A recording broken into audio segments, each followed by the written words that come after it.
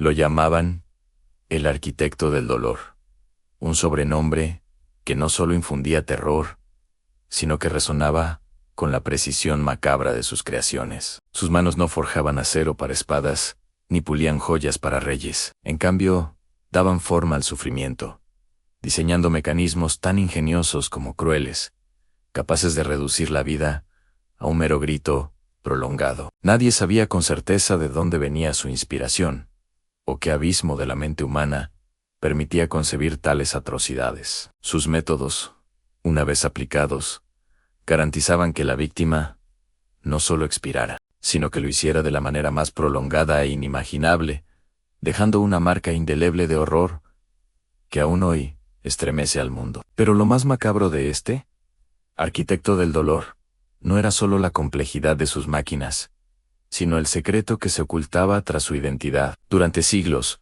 se le creyó una figura legendaria, un compendio de crueldad anónima que encarnaba los miedos de una era. Sin embargo, un macabro descubrimiento entre polvorientos pergaminos prescribió esta historia. No fue un único hombre, sino un título transmitido: el maestro probeta, una secta secreta dedicada a la ciencia del tormento. Perfeccionaba y catalogaba cada nueva invención en un grimorio que se conoció como Ars Doloris. El arte del dolor en cada nuevo verdugo que ocupaba este funesto rol debía no solo ejecutar, sino también innovar, llevando la agonía a nuevos e insospechados límites. Fue así como sus horribles creaciones se extendieron por doquier, infiltrándose en las cortes más poderosas y en las mazmorras más olvidadas, dejando un rastro de terror que abarcó siglos y continentes. El maestro probeta no era un individuo, sino una cadena de individuos,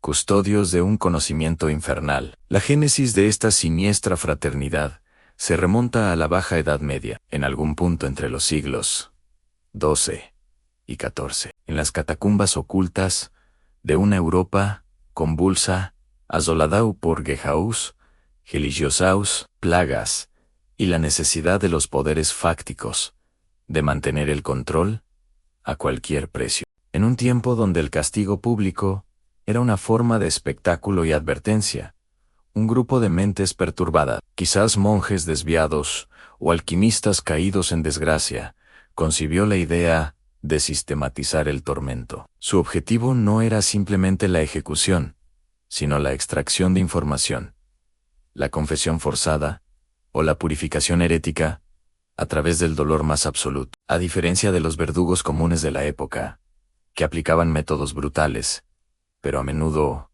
rudimentarios, el maestro probeta desarrollaba sus herramientas con una precisión casi científica, buscando maximizar la agonía sin llegar a la muerte inmediata, transformando el cuerpo humano en un lienzo para sus retorcidas obras maestras. Cada invención era un estudio meticuloso de la anatomía y la resistencia del espíritu humano, diseñada para despojar al individuo de su voluntad y dignidad antes de culminar en su inevitable final. Entre las más infames creaciones de este linaje de maestros probetas se encontraba la llamada cuna de hierro. No era un instrumento de tortura que destrozara los huesos o arrancara la piel directamente, sino una invención mucho más insidiosa y prolongada, diseñada para la agónica dislocación gradual y el desgarro interno. Consistía en una estructura metálica con una punta afilada en su vértice, sobre la cual el condenado era suspendido por cuerdas,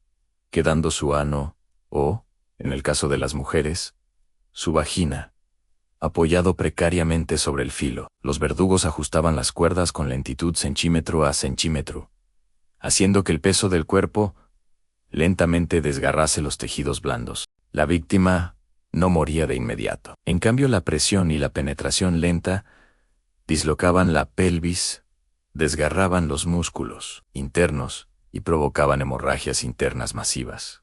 Todo mientras el ser humano se retorcía en un intento inútil de aliviar la presión, solo para hundirse más dolorosamente en la punta. A menudo, excrementos y orina mezclados con sangre empapaban la estructura, atrayendo insectos y añadiendo la humillación a la insoportable tortura física. Se decía que algunos soportaban este tormento durante días, sus gritos apagándose lentamente hasta convertirse en débiles gemidos de resignación, suplicando por una muerte que se negaba a llegar, convirtiendo la carne viva en un espectáculo grotesco de dolor y descomposición. La cuna de hierro no buscaba una ejecución rápida, sino la desintegración total del cuerpo y el espíritu. Pero la cuna de hierro era apenas un preámbulo en el oscuro repertorio de los maestros probeta. Otra de sus creaciones más escalofriantes,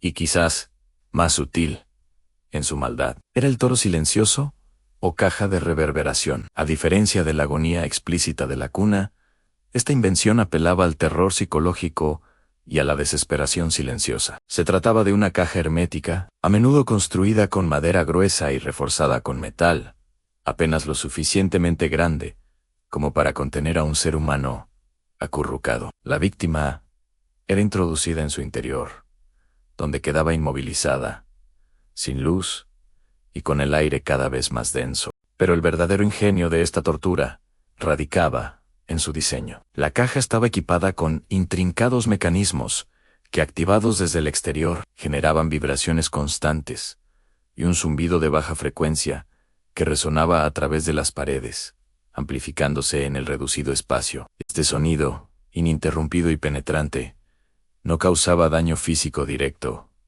pero sometía a la mente a un asalto constante. La privación sensorial, combinada con la vibración incesante y el miedo a lo desconocido, llevaba a las víctimas a un estado de delirio, alucinaciones y paranoia. El pulso se aceleraba, la respiración se volvía superficial y el terror de la claustrofobia se multiplicaba exponencialmente.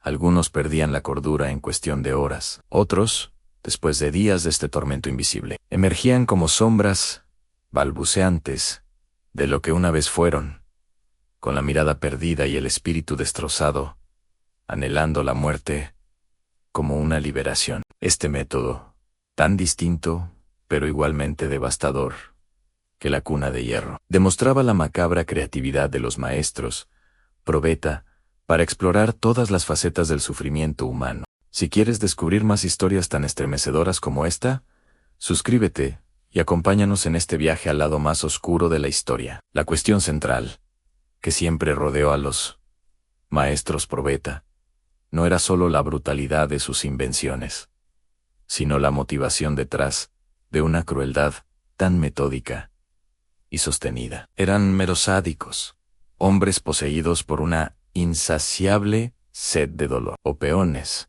fríos y calculadores, al servicio de un poder mayor.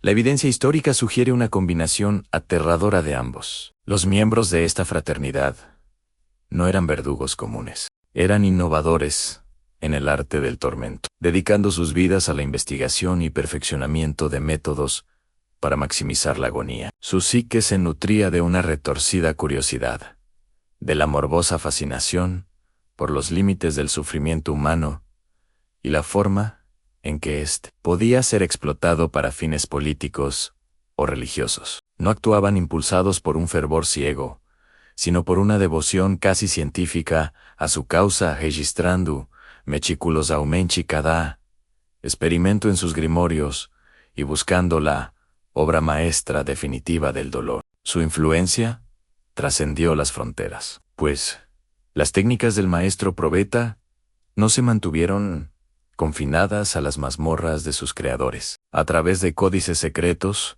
y aprendices silenciados, sus invenciones se filtraron a la Inquisición española, a los tribunales de las monarquías europeas e incluso a los imperios de Oriente, donde eran adaptadas y en ocasiones perfeccionadas. El nombre, o más bien el título, del maestro probeta se convirtió en un susurro de terror, un sinónimo de una tortura tan excelsa y profunda que prometía la aniquilación del espíritu antes incluso de la destrucción del cuerpo. Su legado no fue el de un hombre, sino el de una filosofía de la crueldad, una escuela de pensamiento dedicada a la disección del miedo y el sufrimiento, que dejó una huella indeleble en la historia de la barbarie humana. La cadena de maestros, probeta y sus ingeniosas atrocidades, desde la sutil desesperación del toro silencioso hasta el grotesco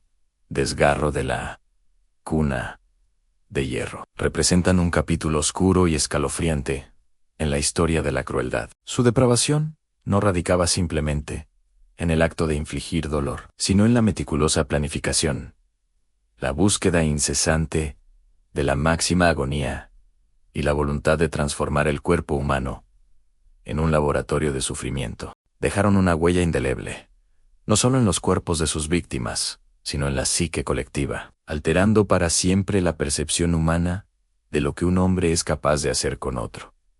Cada maestro probeta no solo ejecutó sentencias, diseñó la forma más efectiva de borrar la humanidad de un individuo, elevando la tortura a una forma de arte perverso. Este legado de horror, plasmado en grimorios y susurrado en la oscuridad, nos obliga a confrontar el abismo que yace en lo más profundo de la naturaleza humana, recordándonos que las semillas de tales atrocidades, aunque disfrazadas, aún pueden germination en las grietas del poder y el miedo del presente. La Ars Doloris sigue siendo un espectro que persigue la historia de la civilización. Estas historias de maestros probeta parecen lejanas, sus instrumentos de tormento olvidados en los anales de la historia, pero la verdad es que nos recuerdan hasta dónde puede llegar el ser humano cuando el poder se mezcla con el miedo, la ideología con la crueldad, y la necesidad de control deshumaniza por completo al prójimo. Aunque hoy no veamos cunas de hierro o toros silenciosos en las plazas públicas, el espíritu de la Ars Doloris persiste en otras formas, en opresiones más sutiles, en la indiferencia ante el sufrimiento ajeno, en la anulación de la dignidad humana. Nos invitan a reflexionar sobre la capacidad innata del hombre para infligir y soportar el dolor, y a cuestionar las sombras que aún se esconden en nuestro propio tiempo, esperando el momento de resurgir. Este es solo uno de los secretos que el tiempo intentó enterrar. Si quieres seguir explorando las torturas y horrores más impactantes de la historia, suscríbete y sé parte de Historias de Torturas.